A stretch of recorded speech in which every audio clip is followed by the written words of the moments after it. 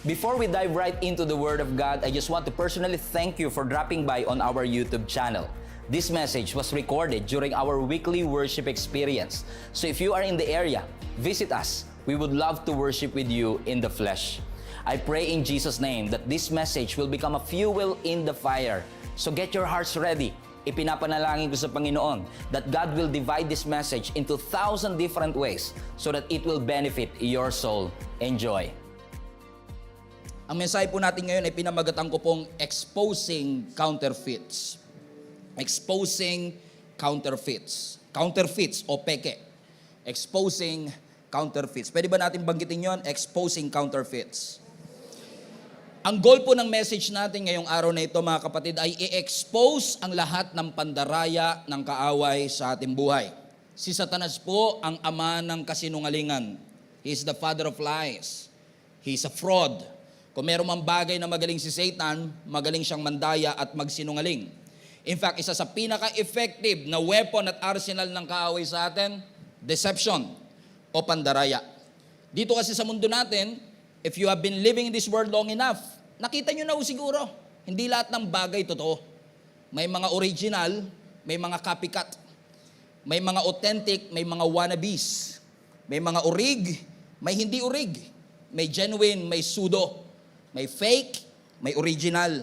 May mga nagpe-pretend na kakampi mo, nagpe-pretend na kaibigan mo. May mga taong nagpapanggap na ipinadala daw ng Panginoon.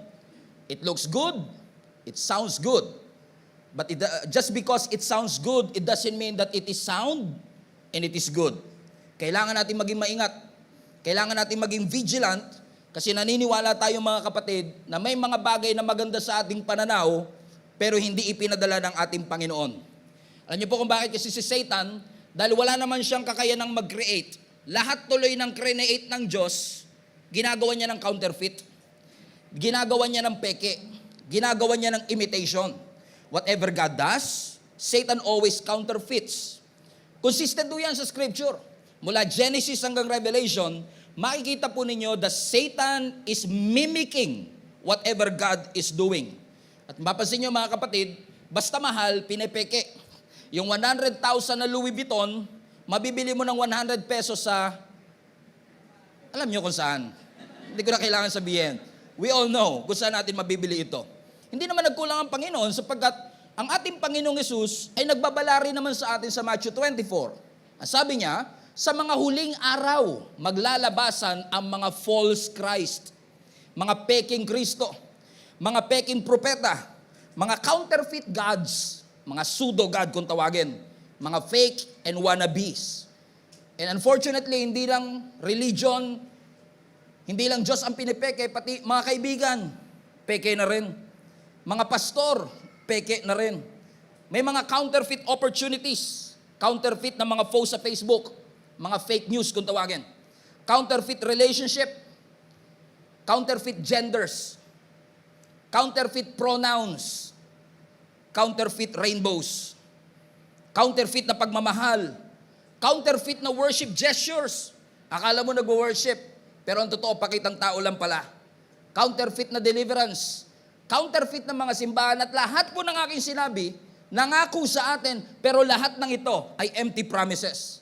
Lahat ng ito superficial, hindi katulad ng ino-offer ng Lord na supernatural. Kailangan mo nating tandaan mga kapatid, na lahat ng comfort na ibinibigay ng mundo madalas counterfeit. Lahat ng validation na binibigay ng mundo madalas counterfeit. Yung opinion sa TikTok madalas hindi totoo. Yung opinion sa Twitter, madalas hindi totoo. And just because everyone is saying that it is true, it doesn't mean it is true. Hindi porket majority nagsasabing totoo, ay totoo na ho talaga.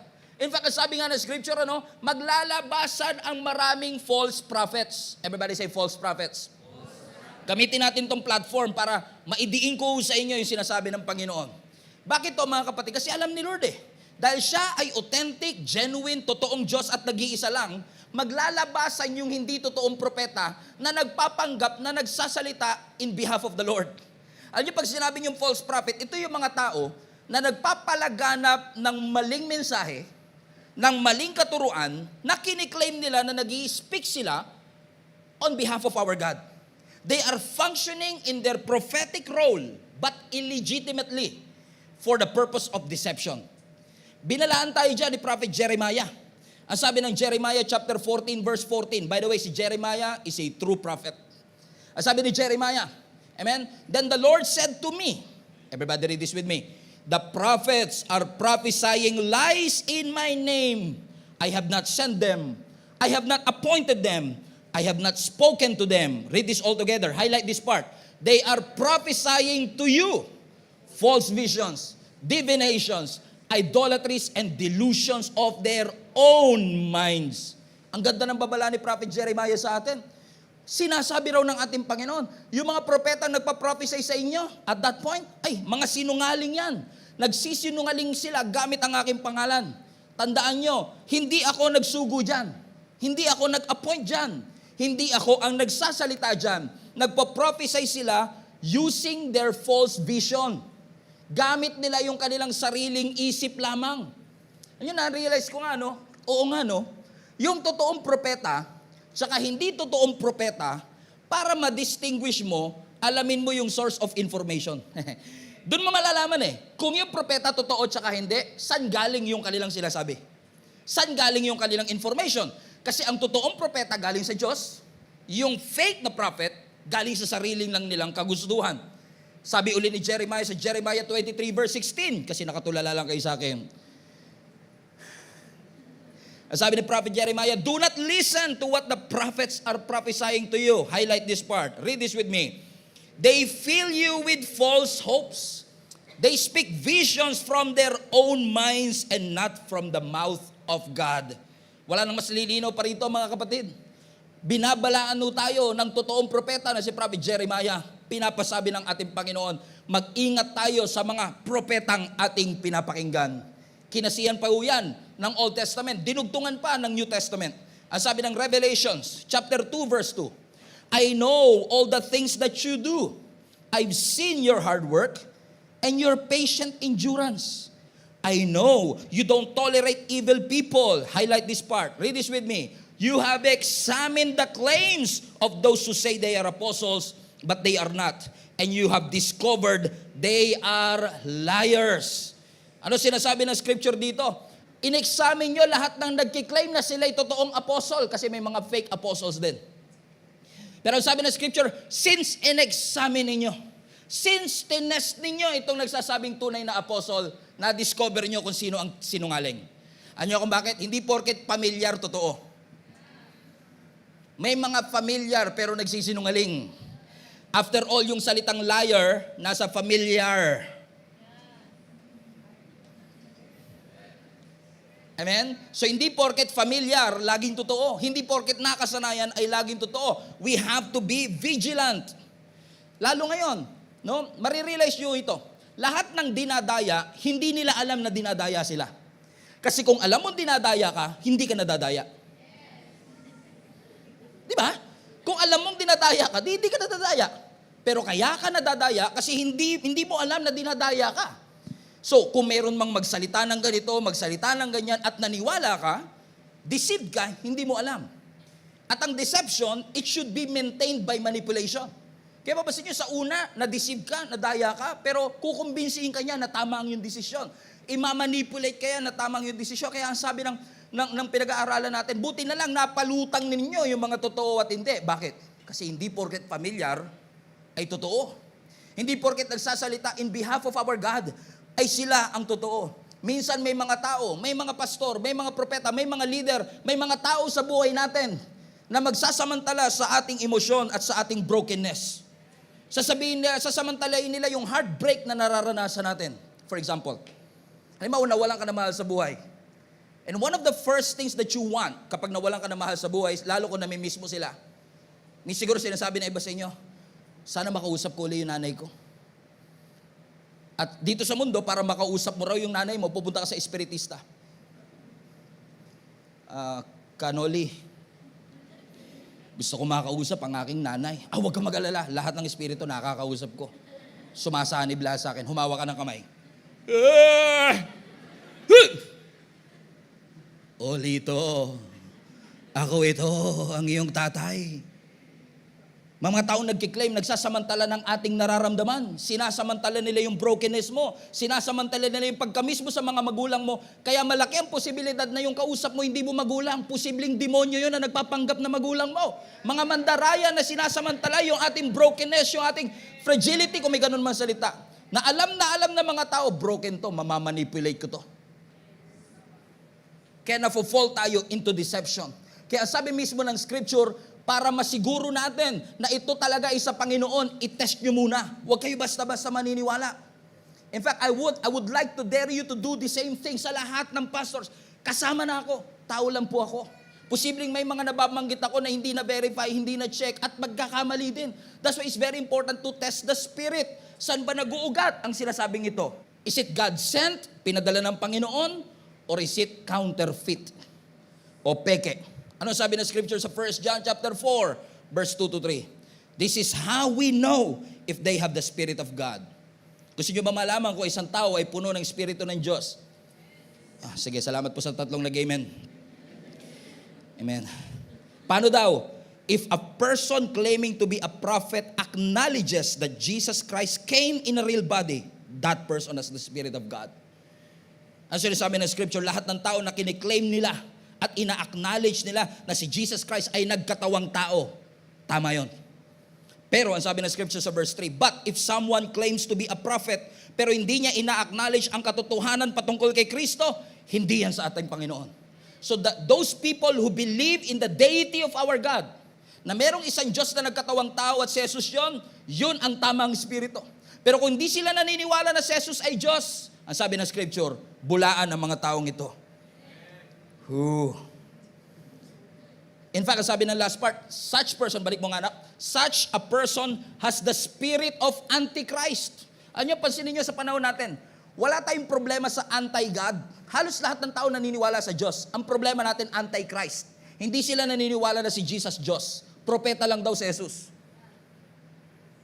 Ano sabi ng scripture? Ang linaw kapag hindi ka naniniwala na si Jesus ay bumaba with a real body. Amen. That Jesus Christ came in a real body, nagkatawang Diyos. Ang sabi ng scripture, that person, amen, doesn't have the truth and the Spirit of God. It's very clear. That is how you distinguish the false God and the true God. Amen. Yung nga lang minsan, mahirap nating matignan, ma-verify, amen, ang katotohanan versus peke, ang God-sent versus counterfeit, is because of our desire. Kaya nga po mga kapatid, yung unchecked desire, everybody say desire. Hindi lahat ng desire masama. Pero yung unchecked na desire, walang accountability desire, nagiging breeding ground ho yan ng deception. Diyan nangingitlog ang pandaraya. Kasi ang desire pwede hong maging idol. Pwede nating maging Diyos. Amen? Desire yon pag unchecked. Paano mo malalaman kung ang desire mo ay idol mo na?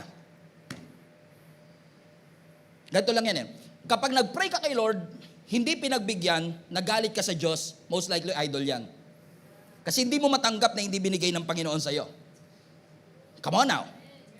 Kapag may tinanggal ang Panginoon sa iyo at dahil tinanggal ng Lord John, tinanggal mo na rin yung pag-asa mong mabuhay pa. That is an idol. Kasi ang idol, mga kapatid, is anything that you love more than the Lord. Yan yung mga created things na tinitignan mo na only the Creator can give. Hallelujah. Pasensya na Kakabalik mo lang, pastor, naninermong ka na kagad.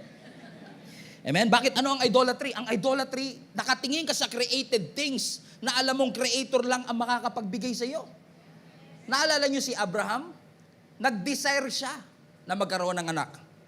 25 years niyang ipinagdasal si Isaac na kanyang naging anak. Alam natin ang story.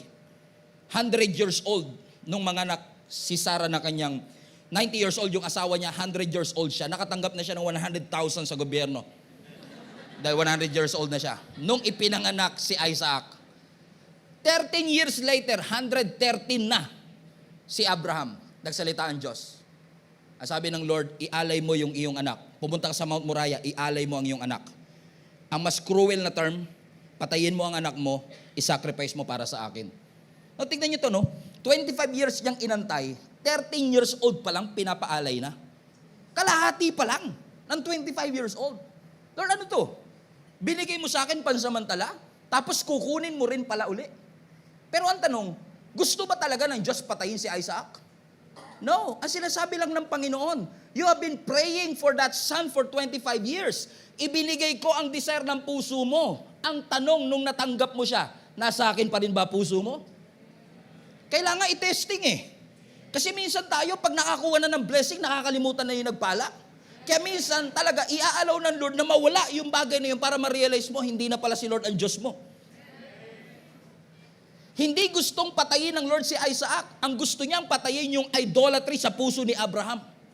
Tingin niyo ba talaga ang Diyos natin, kailangan niya ang pera natin? No, gustong patayin ng Lord yung idolatry ng mammon sa ating puso. Gusto ng Lord tanggalin yung ating love for money. After all, ang sabi ng Scripture, the root of all evil is the love. Basahin niyo yung Bible. The love, hindi naman money. Hindi masama ang money. Yung love of money, yung greediness, yung kasakiman, yun yung ugat ng lahat ng kasamaan. Ayaw lang ng Diyos na meron tayong ibang tinitingala maliban sa Kanya. God is a jealous God. And speaking of idolatry, mga kapatid, ito ang reason kung bakit ang Diyos, nung gusto niyang palayain ng mga Israelites mula sa Egypt papunta ng Promised Land, ay nagpadala ang Diyos sa Ehipto ng 10 salot. Marami sa inyo familiar na siguro dito, kasi kapag Holy Week, napapanood naman natin yan sa mga movies. Na nagpadala ang Panginoon ng 10 salot. Ano ang purpose na ito? Kasi itong 10 salot o 10 disaster na ipinadala ng Lord sa Ehipto, ang main objective ay i-convince yung paraon na palayain ang mga Israelites mula sa pagkaalipin ng bondage and oppression. Sino ang kanyang pinadala? Si Moises. Are you still with me? So pinadala si Moises, humarap siya ngayon, pumunta siya ng Malacanang, kausap niya ngayon ang presidente ng Egypt. Ang sabi ni Moises, hey, Pharaoh, ang sabi ng Diyos, ang sabi ni Yahweh, let His people go. Lahat ng mga Israelites na inoppress ninyo, lahat ng Israelites na binandage ninyo, palayain nyo na silang lahat. Ang sabi ng paraon, Exodus chapter 5 verse 2, sinong Yahweh? Kasi para kay Pharaoh siya ang Diyos. Hindi niya alam, peke siya. Amen? Kaya nung namagitan si Moses, ang sabi ni Moses, sabi ni Yahweh, palayain mo raw ang mga alipin na ito. Sabi ni Pharaoh, sinong Yahweh? Sino siya na mag-uutos sa akin na payagan ko umalis ang mga Israelita? Wala akong kilalang Yahweh. Hindi ko papayagang umalis ang mga Israelita, sagot ng paraon. Aba, nagmatigas ang puso ng paraon, ng presidente. Ayaw niyang i-release ang people of God. Kasi sa palagay niya, wala akong pwedeng pakinggan kundi sarili ko lang. Wala siyang Diyos na tinitingala kundi sarili niya lang. Kung kaya't ang Diyos nagpadala ng 10 salot. Pero bago magpadala ng 10 salot, kinausap ng Lord muli si Moses. Ang sabi ni Lord sa kanya, ganito kapag kaharap mo kay Paraon, kapag nagtanong yung Paraon kung tines ng Paraon kung totoo ka ba talaga na naglilingkod sa totoong Diyos, at sasabihin ng Paraon sa'yo, sige nga, kung talagang totoo yung Diyos mo, mag-perform ka nga ng milagro. Ganito ang gawin mo. Ang sabi ng Exodus chapter 7 verse 10 to 13. Basa muna tayo sa verse 8 rather. The Lord said to Moses and Aaron, when Pharaoh says to you, perform a miracle, then say to Aaron, by the way, si Aaron kapatid ni Moses, then say to Aaron, take your staff. Ano yung staff sa Tagalog? Huminto. Okay? Take your staff. Okay, tungkod. Okay. Take your staff. Yung tungkod na hawak mo, throw it down before Pharaoh. Ibig sabihin, yung hawak mong tungkod, ibato mo sa harap ng paraon and it will become a snake. Now, kung yung tungkod magiging, halimbawa ako ngayon may hawak na tungkod, nilagay ko rito naging ahas, ay sigurado, nasa TV patrol ako. Right? Amen. Malamang marami sa inyo maniniwala. Sino sa inyo maniniwala, totoo talaga yung Diyos ni Pastor Stephen? Biruin mo yung tungkod, naging ahas na tama. Iba sa inyo, nagpapakipot pa. Kayo nga, makakita lang ng Mama Mary sa cheese bread. Hala, nagpakita si Mama Mary. Pinipilahan nyo. Makita nyo lang sa puno, may aparisyon na kagad. Amen? So sabi ng scripture, kaya kapag yung tungkod naging ahas, totoo na ba yan, palagay ninyo? Kapag yung tungkod naging ahas, ay malaking testimony. So anong ginawa nila? Verse 10. So Moses and Aaron went to Pharaoh and did just as the Lord commanded. Binato ni Aaron yung staff down in front of Pharaoh and his officials, and it became a snake. Tignan nyo, no? Napakasolid ng ebidensya. Kitang-kitang ebidensya. Yung tungkod naging ahas. Kung tayo yan, ay nako, maniniwala na ako dyan. Yan talaga. After all, si Lord naman talaga ang tunay na Diyos. Pero nung nakita ng Paraon, hindi siya basta-basta naniwala. Ang sabi ng scripture sa verse 11, ituloy natin. Ipinatawag ng Paraon yung matatalinong tao at yung mga salamangkero. Ano English ng salamangkero? Magician. So pinatawag ni Pharaoh yung kanyang Egyptian magician.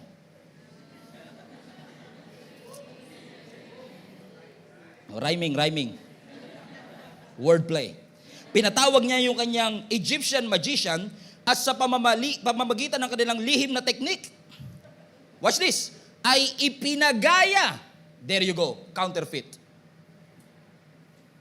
Si Satan hindi niya kayang mag-produce ng sarili niyang milagro, kaya gagayahin niya na lang yung ginawa ng Diyos. Counterfeit. Imbis na mag-produce itong mga Egyptian magician ng sarili nilang performance, anong ginawa nila? Ginaya nila yung ginawa ni Aaron. Ano ang sabi? Anong ginawa ng mga Egyptian magician? Verse 12. Inahagis din nila sa lupa ang kanilang tungkod. Nakita ko na yan. Ginawa na ni Aaron yan. At naging ahas din. Watch this. Ngunit ang mga ito'y nilulun ng tungkod ni Aaron. So, may dalawang ahas ngayon. Ahas ni Aaron at ahas ng Egyptian magician. Nung nakita ng ahas ni Aaron, yung ahas ng Egyptian magician, kinain ng ahas niya. Yung ahas ng Egypt. Alam niyo kung bakit? Kasi mas matindi lagi ang original. Mas better lagi ang original kaysa sa counterfeit. Most of the time, mas okay ang original. After all, walang pwedeng makatram sa kapangyarihan ng tunay na Diyos na meron tayo. Ano ginawa? Ipinahiya.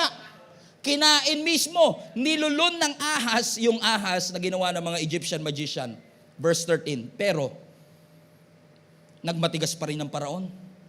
Hindi pa rin siya nakinig kila Moses at Aaron. At gaya ng sinabi ni Yahweh. Saklap, no? Minsan may nagsasabi sa akin, alam mo, Pastor, kung si Lord magpapakita lang sa kwarto ko, maniniwala ako sa Kanya. Tingin mo ba talaga pag nagpakita si Lord sa kwarto mo, makakahinga ka pa? Pa naman ang tingin mo sa Diyos? Ay, sa kerubim na naka-napkin? Kasi minsan tingin natin sa anghel, parang mga kerubim na mga kupido eh. Ang description ng Bible sa anghel, tingnan nyo lahat na nakakita sa anghel, napapadapa sa sobrang takot.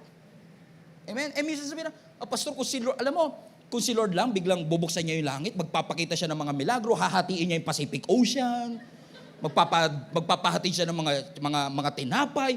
Kung mag-perform lang ang Lord ng milagro, siguradong maniniwala ang mga tao. Bakit sa Old Testament, kitang-kita nila sa harap nila yung milagro, hindi pa rin sila naniniwala. Hindi kasi guarantee na porket may milagro, kikilala sa Diyos. Kasi sa napakarami ng counterfeits nowadays. Biruin mo sa Christianity, sa born-again Christianity, i-o-offer mo, brada, i-o-offer mo si Lord mapagmahal. Tinatanggihan pa yun. Si Lord nagbibigay ng kapayapaan. Tingnan mo kung gaano tayo ka-foolish minsan. Bibigyan ka ng kapayapaan, baduy yan. Baduy. Sang pure gold ka makakabili ng kapayapaan? Pero tinatanggihan pa rin. Hindi kasi guarantee porket may milagro, ang tao kikilala sa Diyos. Tignan mo yung Paraon. Nakakita siya. So ngayon makikita nyo, banggaan to ng dalawang Diyos. Isang tunay, isang peke. Dalawa ang ahas. Kaya hindi lahat ng ahas sa buhay ninyo. Totoo, isa diyang peke. Amen? Na medyo maniniwala ka rin kasi ang mga Egyptian, ano talaga yan, katulad ng mga ibang pagans, talagang mapaniwalain talaga yan sa iba't ibang Diyos. Lahat na lang ginos nila eh. Diyos ng bundok, Diyos ng araw, Diyos ng buhangin, sila Suru, tinawag nila, at kung sino-sino mga Diyos ang pinagtatawag ng mga yan. Kasi nga bawat, tingnan mo sila, bawat yugto, desert God, health God, sun God, tayo isa lang Diyos natin.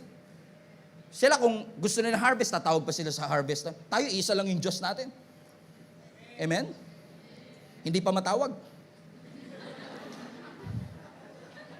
Ang mga Egyptian, kung lahat na lang, ginos nila yung araw, yung ilog, yung childbirth, yung crops.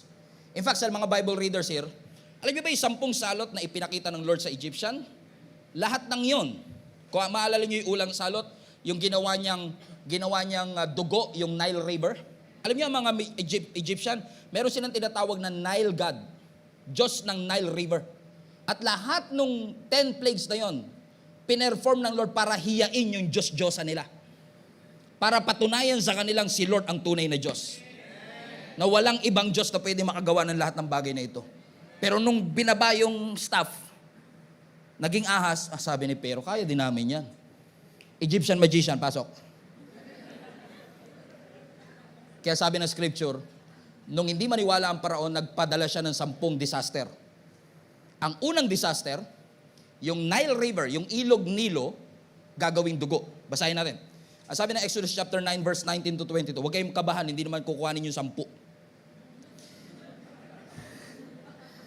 Idinugtong pa ni Yahweh, pagkatapos sabihin mo kay Aaron na itaas ang kanyang tungkod at sumpain ang lahat ng tubig sa Ehipto. Watch this.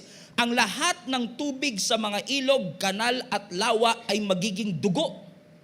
Pati yung nasa batya, pati yung nasa tapayan. Alam niyo yung tapayan? Lagayan ng tubig. Yung nasa batya, yun yung ipunan natin ng tubig. Ang sabi ng scripture, okay ganito no, Aaron, itaas mo ang tungkod mo, lahat ng tubig sa Egypt magiging dugo. Now, hindi natin alam kung anong blood type niyan. Kasi kung sa Pilipinas nangyari yan, uy, may dugo. Donate natin sa Red Cross to, Brad. Di ba? Kung tayo yun. Anong type to? Type A, type B, type O, A, OA. Type OA. Sa asawa ko yata to, OA. Amen? So lahat ng tubig, Nay, okay ka pa, Nay? Lahat ng tubig magiging dugo. Verse 20. Ginawa ni na Moses at Aaron ang inutos sa kanila ni Yahweh.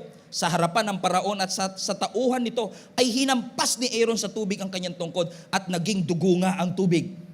Verse 21. Namatay yung mga isda, bumaho yung ilog, kaya hindi mainom ng mga Ehipsyo ang tubig nito. Naging dugo rin lahat ng tubig sa buong Ehipto. Verse 22. Ngunit nagaya rin ito ng mga salamangkero. Ito talaga mga Egyptian magician na ito. Nagaya nila sa pamamagitan ng kanilang lihim na karunungan. By the way, yung Hebrew word ng lihim na karunungan is black magic. Gamit ang kapangyarihan ng dyablo. Nagaya nila. Kaya lalong nagmatigas ang paraon at ayaw pa rin niya. Ayaw pa rin niyang pakinggan si Moses and Aaron. Tignan nyo no, kitang-kita mo na.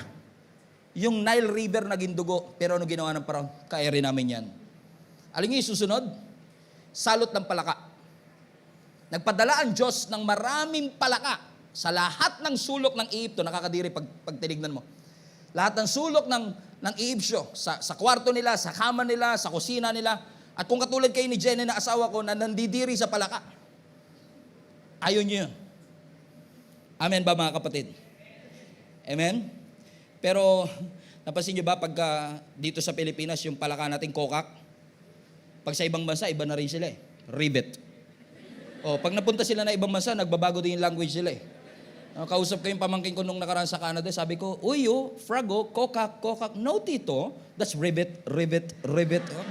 Iba pala lingwahe ng mga ano dito, mga palaka dito ah.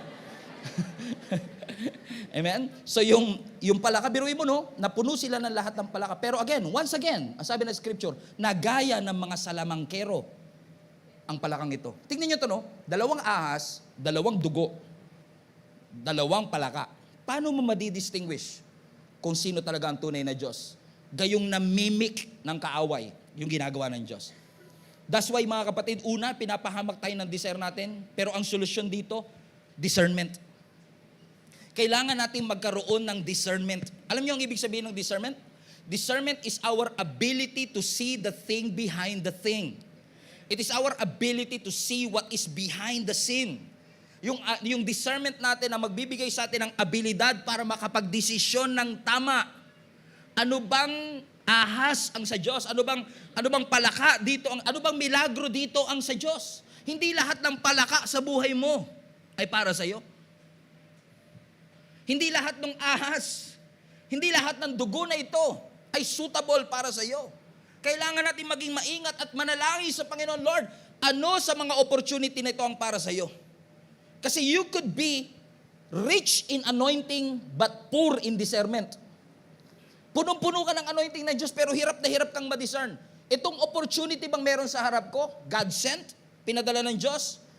O ito ay counterfeit? Yung relasyon ba sa aking buhay ay God sent? O itong relasyon na ito ay counterfeit? Kaya lagi ko sinasabi sa mga single, huwag nyo ilo-lower ang standards nyo just because of your biological clock. Kasi kung sino man yung para sa'yo, ihahanda ng Diyos sa iyan.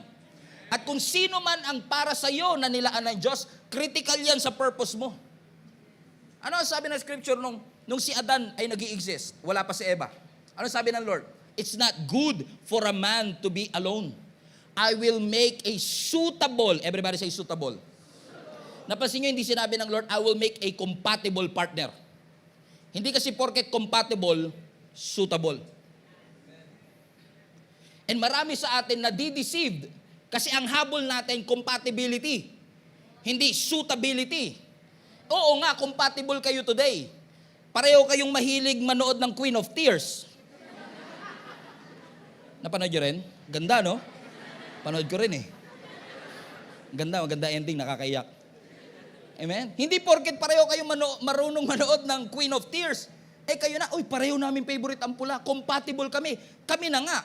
Bakit? Kasi kung dadayain ka ni Satan, isa sa mga nile-level up ni Satan, kung gusto niyang magkamali ka, mamadaliin ka niya. Kasi ang kasinungalingan habang tumatagal na i-expose. So hanggat tagupa, gusto ni Satan, samantalahin mo yan. Compatible kayo. Pareho kayo mahilig sa pula. Pareho kayo mahilig sa tinapa. Pareho kayo mahilig manood ng baka kayo na talaga. Sa ngayon, compatible kayo. Pero kaya kayo compatible kasi hindi pa kayo parehong fully developed. After 5 years at pareho na kayong fully developed, isang engineer, isang architect, tignan natin kung di kayo mag-away. Lagi mag-away yan engineer tsaka architect. Amen? Bakit? Kailangan mo ma-realize mga kapatid, take your time. Kasi kung talagang para sa Diyos yan, i-expose ng Lord ko lahat ng deception at pandaraya. Sabi mo sa katabi mo, don't rush the process. Because if you rush the process, you will ruin the result. Sisirain mo ang resulta. Kaya marami kong kilala, hindi kayo ito taga-ibang church to. Kasi perfect ang mga taga 3 p.m. service. Marami akong kilala nagsisettle for less.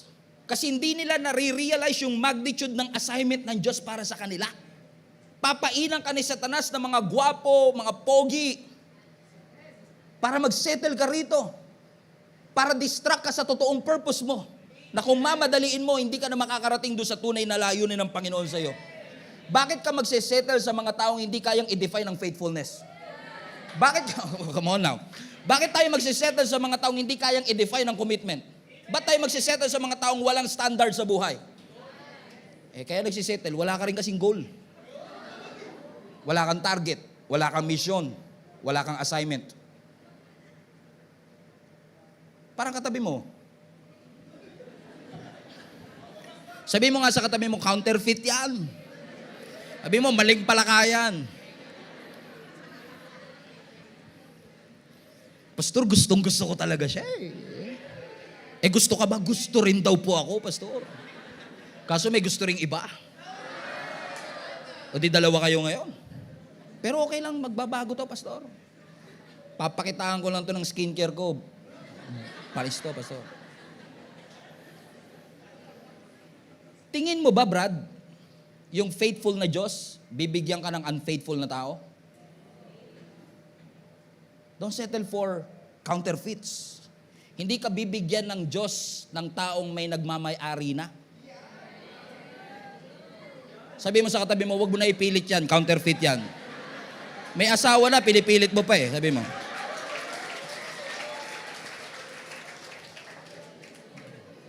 May marshal tayo, no? Marshal, security.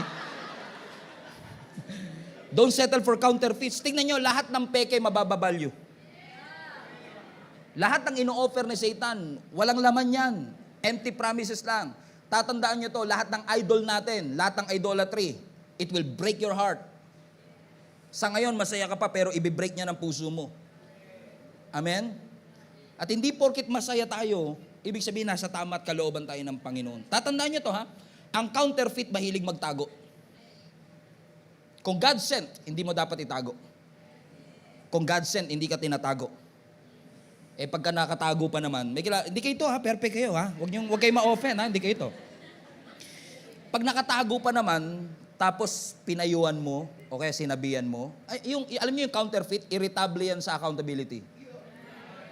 Yung counterfeit, irritable yan sa mga nag-a-advise, sa good counsel. Kaya usually na mga counterfeit, tinatago nila. Wala naman po kaming ginagawang masama, pastor. Ano naman masama sa ginagawa namin, matagal naman na po kami. Sabi ko, take your time. Allow the time to reveal the true intention. Alam niyo kung bakit? Because over time, yung counterfeit, it will be exposed. Kung talagang God sent yan, if it is God sent, He will pray for you, not play with you. Amen? Kung talagang dinala ng Panginoon yan. Agree ba kayo mga kapatid? Amen? Everybody say counterfeit. Pastor, yung ex ko, 5 years na kami break, biglang nag-text.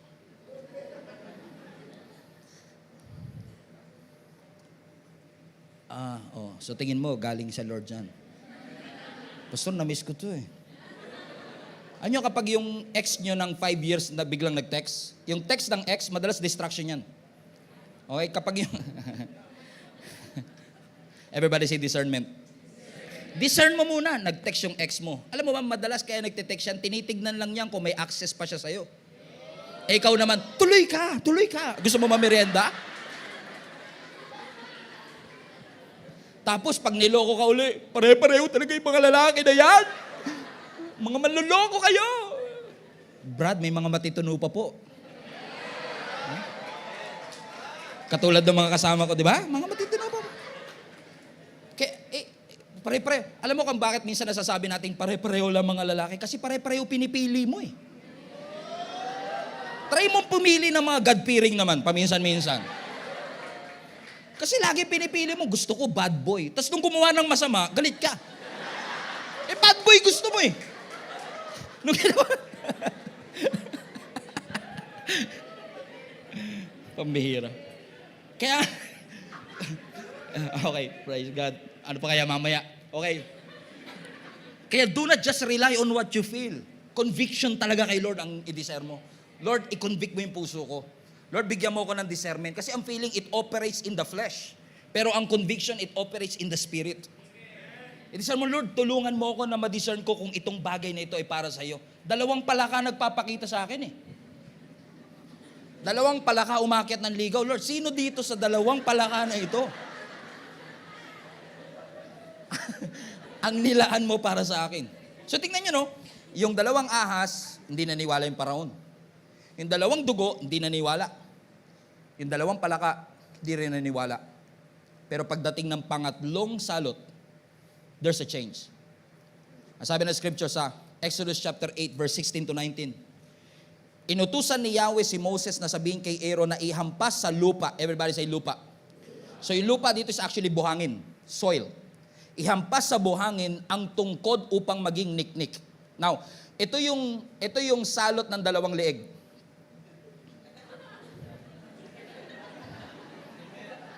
Okay. Salot ng 2 leeg. Okay. Nag-guess nyo na po? Huwag nyo po pagsasabi ha. Huwag nyo kukwento sa iba ha. Para mamaya mga alas 12 na, yung pala yun. Ito yung salot ng 2 leeg ha. Okay. Niknik.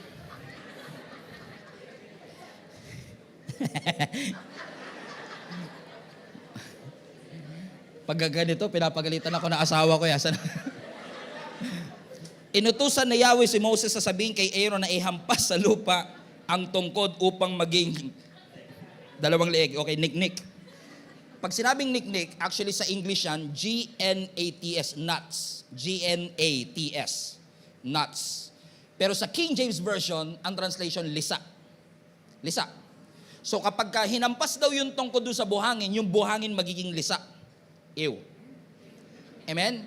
Magiging niknik o lisa ang lahat ng alikabok sa buong Ehipto. Verse 17. So inihampas nga ni Aaron ang tungkod at lahat ng alikabok sa buong Ehipto ay naging niknik. Labis na nagpahirap sa mga tao at sa mga hayop. Pinilit ng mga magician na mapalitaw rin ang lisa sa pamamagitan ng lihim nilang karunungan Ngunit hindi nila ito nagawa. For the first time, hindi nila makopya yung salot na ito. At ang mga tao at hayop ay patuloy na pinahirapan ng mga niknik. Verse 19, dahil hindi makopya ng mga magician, dahil dito'y sinabi ng mga salamangkero sa paraon, everybody read, Diyos na ang may gawa nito. Finally, tumiklop yung magician. Sabi nila, hindi na ho namin kaya yan, boss. Mukhang Diyos na talaga ang gumawa niyan. Parang si Lord na talaga kasi buhangin naging lisa. Now, what is so unique about this miracle? Na hindi makopya ng mga magician. Kasi yung tungkod naging ahas, nakopya nila. Yung river naging dugo, nakopya nila. Yung palaka, nakopya nila. Pero ito, lisala, liit-liit, hindi nila makopya. Ano kung bakit? Kasi tanging totoong Diyos lang ang kayang magbigay ng buhay sa walang buhay. Hindi kaya ng magician yun. Doon natin malalaman kung sino ang totoong Diyos. Kasi ang Diyos ay may totoong resurrection power. That God can breathe life into our situation. He can breathe life into us. Only the Creator can make inanimate things in our life na magkaroon ng buhay. Si Lord lang ang kayang gumawa na itong buhangin na ito ay mabigyan niya ng buhay. Alam mo, nung binabasa ko ito, binalik ako ng Lord sa creation ko. Galing din ako sa buhangin, sa alikabok. Hinugisan ng Panginoon at hiningahan. He breathed life into me. And now we are alive. No other small letter gods ang makakagawa nito bukod sa tunay na Diyos. Siya lamang po at wala na pong iba. Kaya mismong mga salamangkero na nagsabi, hindi na ho namin kaya yan. Ang sabi ng Luke 1:37, because with man, this is impossible. But with God, all things are possible. Sa tao may limitasyon, sa tao may weakness, sa tao may pagkukulang, pero sa Diyos, walang imposible. That's how you discern kung sino at ano ang para sa Diyos. And now that you know, ngayong alam na natin, na madalas desire natin ang nagpapahamak sa atin kung bakit tayo nadideceive. At ipinakita na ng Panginoon sa atin na isa sa solusyon ay bigyan tayo ng Lord ng discernment in order for us to distinguish ano ang para sa Panginoon at para sa hindi. What's next for us? Well, my friends, it's up to you. It's your decision right now. Because your ability or the quality of your life is dependent on the quality of your decisions. The quality of your life is dependent on the quality of your discernment. Kaya challenge ko kayo today. Ngayong ipinakita ng Panginoon sa atin yung kanyang resurrection power. Ipinakita ng Diyos na may mga kayang gawin ang Diyos na hindi kayang gawin ng kahit sinong Diyos na meron tayo. Ni-reveal ng Panginoon lahat ng counterfeit sa ating buhay. Gusto kong i-encourage kayo mga kapatid.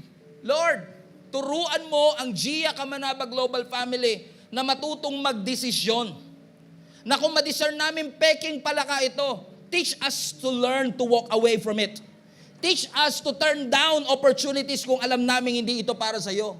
Lord, turuan mo kami na huwag kami mag-settle for less. Tulungan mo kaming magdesisyon na naiwanan yung bagay na pinapaiwanan mo kasi hindi lahat ng pintuang bukas kailangan pasukin namin.